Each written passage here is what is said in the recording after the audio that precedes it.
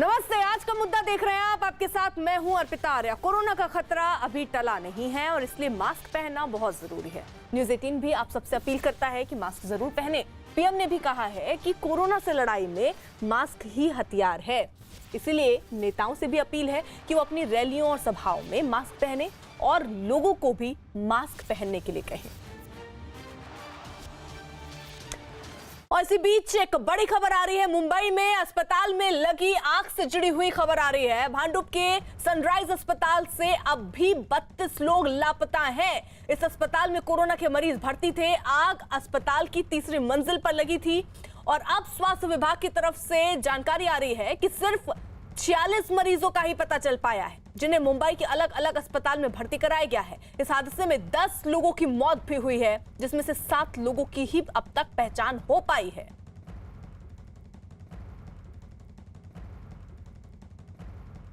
तो बड़ी खबर आपको बता दें, मुंबई के अस्पताल में ये आग लगी है। एक मॉल था दरअसल, उसमें तीसरी मंजिल पर अस्पताल बनाया गया था, जिसको लेकर सवाल उठ रहे हैं कि आखिरकार मॉल के अंदर इजाजत किसने दी कोविड का अस्पताल बनाने के लिए।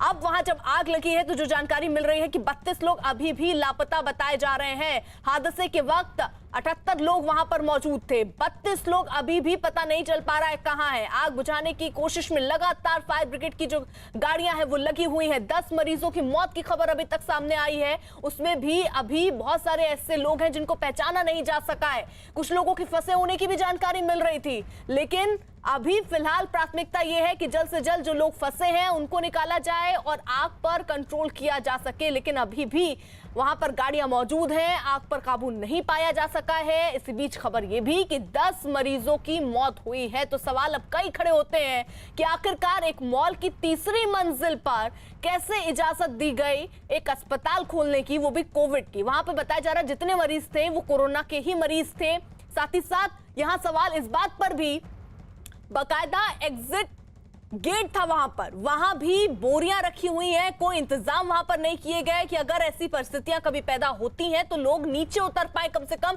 इमरजेंसी एग्जिट से, लेकिन वहां पर भी वो प्रबंध नहीं थे। इस तरीके के कई सवाल हैं जो अब खड़े हो रहे हैं। फिलहाल यहां अभी सबसे जरूरी काम यह है कि आग पर कंट्रोल किया जाए। विवेक हमारे साथ जुड़ चुके हैं, जल्दी से उनसे अपडेट ले लेते हैं। विवेक, ये 32 लोग लापता बताए जा रहे हैं, आग पर अभी तक कंट्रोल किया जा पाया है?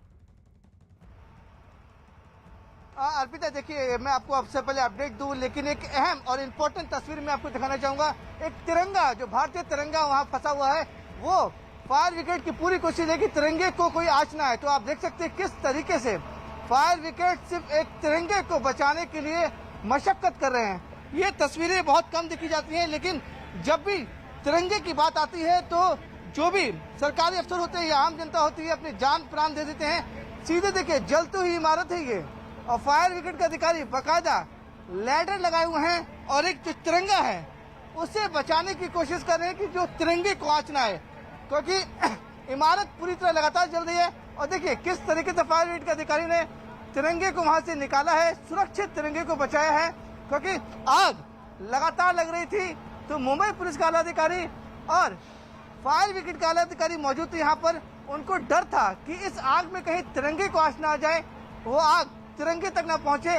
तो ये एक तस्वीर है, आम जनता के लिए एक सुकून की तस्वीर है कि तिरंगे को आंच ना आए। इसलिए बाकायदा फायर ब्रिगेड ने उस जलती हुई इमारत के ऊपर गए, बाकायदा लैडर लगाया और लैडर लगाने के बाद उस तिरंगे को वहां से निकाला, सुरक्षित लेके नीचे आ रहे हैं। अब हम बात करते हैं अपडेट की।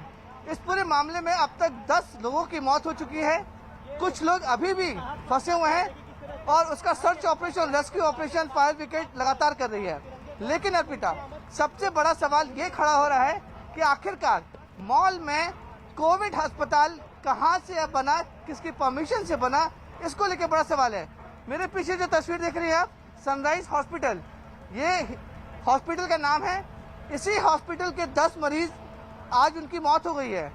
वजह यह है कि जो मॉल के अंदर बनाया गया था अस्पताल, किसके परमिशन लेके गया था, ये अपने आप में सवाल खड़ा रहा है। ये जो शॉर्ट सर्किट से आग शुरू होती है मॉल के अंदर, आग वहां तक पहुंचती है अस्पताल तक, और 10 लोग झुलस कर मर जाते हैं मुंबई जैसे शहर में। तो अंदाजा लगाइए कि इसमें बीएमसी की कितनी बड़ी लापरवाही है। बीजेपी के नेता, एमएनएस के नेता उन्होंने साफ तौर पे बड़े आरोप लगाए हैं कि आखिरकार ये जो कोविड हॉस्पिटल है वो मॉल के अंदर कैसे हो गया। दूसरी अहम बात, बीएमसी ने परमिशन दी थी, जो मॉल के अंदर जाएगा वो आरटीपीसीआर की नेगेटिव रिपोर्ट लेके या दिखाएगा तभी अंदर जाएगा। अब आप अंदाजा लगाइए कि मुंबई के ईस्टर्न सबर्ब के सबसे बड़े मॉल ड्रीम मॉल में जो लोग घूमने फिरने जा रहे हैं वो अपनी नेगेटिव रिपोर्ट तो दिखा रहे हैं, लेकिन उन्हें इस बात का अंदाजा नहीं है कि इसी मॉल के अंदर एक कोविड हॉस्पिटल है जिसके कर्मचारी डॉक्टर आराम से पूरे हॉस्पिटल में घूम रहे हैं। तो आप अंदाजा लगाइए कि कितनी बड़ी लापरवाही है इस पूरे मामले में। हालांकि मुंबई सीपी हेमंत नगराले खुद यहाँ पर आए थे, उन्होंने कहा है कि जो भी दोषी तो पाया जाएगा बिल्कुल उसके देखिए खिलाफ विवेक, अब ये सख्त सारे सवाल खड़े हो रहे हैं कि आखिरकार इस बात की इजाजत कैसे दी गई कि एक मॉल की तीसरी मंजिल पर कोरोना का इलाज करा रहे मरीज हैं, क्योंकि वहां पर अस्पताल है।